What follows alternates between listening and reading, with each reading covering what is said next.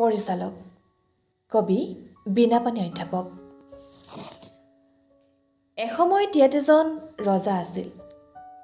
বৰ ভাল ৰজা আছিল।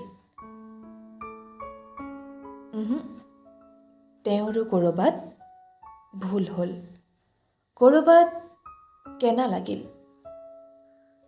এসময়ত তেওঁ যুদ্ধ কৰিছিল, জয়ী হৈছিল, সকলো সময়ৰ মাপকাঠি।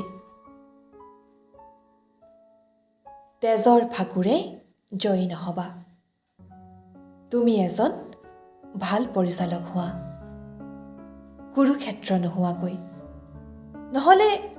নহ'লে তুমি এজন ভাল দেউতা হোৱা, নিজ সন্তানক জীৱনৰ সঠিক পথ দেখুৱাবলৈ।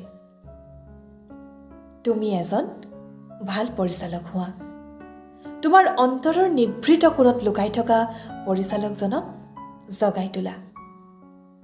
ধন্যবাদ।